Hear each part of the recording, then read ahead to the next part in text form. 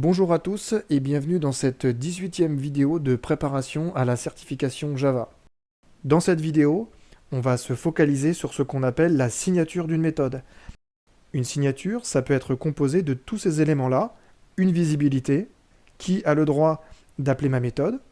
Je peux avoir ensuite un ou plusieurs qualificatifs, on en verra la liste. Vient ensuite le type de retour. Ma méthode peut retourner un entier, un objet, ou autre chose. Après, on a le nom de la méthode. Ce nom suit les règles de nommage de tous les éléments Java. On indique ensuite, entre parenthèses, tous les arguments de la méthode. Et enfin, une méthode peut retourner des exceptions. Donc, je peux déclarer les exceptions retournées par ma méthode. Et ça se fait en fin de signature. Alors, voici un exemple de signature. Et on voit tout de suite qu'un bon nombre d'éléments qu'on peut trouver dans une signature sont facultatifs. Ici, ma signature, c'est void, affiche et des parenthèses. Dans les parenthèses, je n'ai rien, ce qui signifie que ma méthode affiche ne prend pas d'argument. Le type de retour void, ça correspond aux méthodes qui ne retournent rien. On sait qu'une méthode peut être constituée d'une visibilité, de qualificatif, d'un type de retour, d'un nom, d'argument et d'exception. Arrêtons-nous maintenant sur chacun d'entre eux. Déjà, la visibilité. La visibilité, ça peut prendre 4 valeurs différentes. On peut être sur la visibilité par défaut, donc ça a été le cas de ma méthode affiche. Je peux être également public, donc je suis globalement accessible de partout.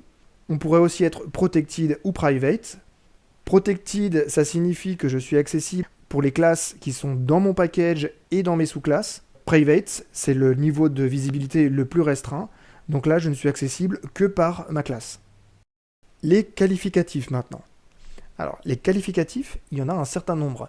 Une méthode, ça peut être final, static, abstract, synchronized, native, strictfp ou default. On a ensuite le type de retour. Le type de retour, ça peut être une primitive, un objet ou void. Et void, ça signifie qu'on ne va pas retourner de valeur. Le nom, il suit la même règle de nommage que pour tous les éléments d'un programme Java. On a ensuite les arguments, entre parenthèses. On peut ne pas avoir d'arguments, mais dans tous les cas, on a des parenthèses. Les arguments, ça va être une liste de variables. La signature de la méthode, elle peut se terminer par la déclaration des exceptions. Le nom des exceptions est séparé par des virgules, et le tout est précédé du mot-clé throws. Voici des exemples de signatures de méthode. Je vous laisse les lire. Passons maintenant à des questions. Première question. Je vous donne 7 signatures, et à vous de me dire celles qui contiennent un problème. Je vous laisse quelques secondes pour réfléchir. Alors les bonnes réponses, c'est les réponses C, E et F, et on va voir pourquoi. Le piège pour la réponse C, c'était le vararg. int.a, ça revient grosso modo à un tableau de int. La proposition E, elle surcharge la fonction du même nom que toutes les classes héritent de la classe object. F, elle a un nom bien bizarre, mais il est tout à fait correct. Un nom en Java, ça peut contenir $ et underscore. Si on s'attarde maintenant sur les mauvaises réponses, qui sont A, B, D et G, A est incorrect parce qu'on n'a pas respecté l'ordre des éléments d'une signature. Statique, on ne peut jamais l'avoir après le type de retour. Pour la signature B, on n'a pas d'argument, mais les parenthèses, ça reste obligatoire, et donc l'absence de parenthèses, c'est pas autorisé. Pour la réponse G, on a carrément inventé un qualificatif, optimized, et ça n'existe pas en Java bien sûr. Nouvelle question maintenant. Ce sont des méthodes complètes. Dites-moi lesquelles sont correctes, je vous laisse quelques secondes. Examinons les propositions dans l'ordre. A est incorrect. Le corps de la fonction, il ne retourne rien, alors que d'après la signature, on devrait retourner un booléen. Donc ça ne passe pas la compilation. B est correct. Bien qu'on ait défini que la méthode devait retourner un int alors qu'on retourne un short ça tient dans un int et ça passe. Donc B est correct. C est incorrect. C retourne un int, qui est un type primitif, et donc la méthode n'a pas le droit de retourner nul. D est correct. D ne retourne rien, puisque D est void, mais pour autant, j'ai le droit de sortir de la méthode avec un return si je ne l'associe pas à une valeur.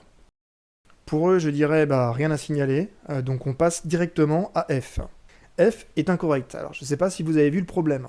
Le problème, il est tout simple, il est que le corps de ma méthode ne se termine pas par un point virgule. Donc j'ai l'instruction return qui devrait se terminer par un point virgule. Nouvelle question.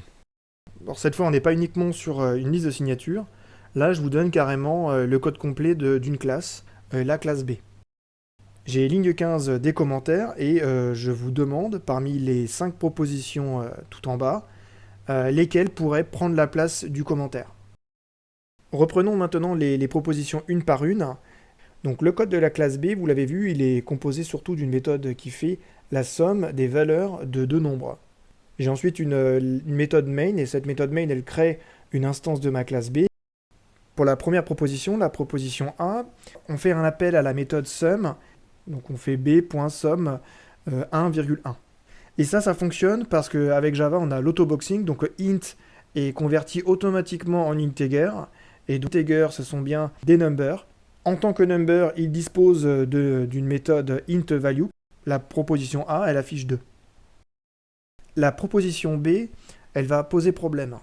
La méthode sum, elle prend en entrée des numbers. Donc les numbers, ce sont des objets. Donc je peux tout à fait passer à ma méthode la valeur nulle. Le souci avec la valeur nulle, c'est que la méthode sum, elle n'a pas été codée de façon à savoir gérer le nul. Et donc, ligne 11, on va tenter d'appeler la méthode int_value sur un nul. Et ça, naturellement, ça génère une null pointer exception. Je vous laisserai vous pencher sur les réponses C, D et E si ça vous intéresse. C, ça va afficher 10. D, c'est à peu près l'équivalent de la réponse B. Hein. Et E, bien sûr, ça ne va pas passer parce que on passe 3 arguments. Nouvel exercice. Alors voici du code. À nouveau, pas très bien indenté. 4 propositions. À vous de me dire lesquelles sont correctes. Le code, il est confus. Alors le jour de la certification, on va juste perdre déjà pas mal de temps pour voir si la syntaxe est correcte, et ensuite aussi pas mal de temps pour comprendre ce qu'il fait. Le plus important, c'est déjà, pour commencer, de vérifier qu'il compile. Et le code compile, donc je peux éliminer d'emblée les réponses A et B. Je sais donc que le programme va soit afficher 2-3, soit 1-1. La bonne réponse, c'est la réponse D. Ligne 16, j'affiche la valeur de la variable A. La variable A, je l'ai passée en paramètre de la méthode inc. La méthode inc, bon, pour incrément. En Java, les paramètres qu'on passe à une méthode, ils sont transmis par copie. A ne change pas de valeur, donc il vaudra 1 à la fin du programme, et c'est ce qui me permet de dire déjà que la réponse D est correcte. Le second élément qu'on affiche ligne 16, c'est la valeur du champ V de mon objet B. B, je le crée ligne 15, et ensuite j'appelle sa méthode inc. Cette méthode, elle modifie le champ V. C'est l'expression ++this.v. Alors ce que fait ++this.v, c'est retourner la valeur de V, puis dans un second temps l'incrémenter. Ça revient à dire que l'appel à la méthode inc ligne 15, il va retourner 0, mais qui va avoir pour effet d'incrémenter le champ V qui va passer à 1, et c'est pour ça que ligne 16, je vais afficher 1-1. Nouvelle et dernière question. Voici le code d'une classe B et 3 propositions. Ma classe B, elle est constituée de 3 éléments. Un champ V de type int, ensuite une méthode clear qui prend en entrée un objet de type B, qui assigne la valeur 0 au champ V et la valeur nulle au paramètre petit b. Le troisième élément qu'on trouve dans ma classe B, c'est la méthode main qui va créer un objet de type B, puis appeler la méthode clear en lui passant B en paramètre. Ce code, il est correct, et il compile, il affiche 0. Le piège, il se trouvait ligne 12.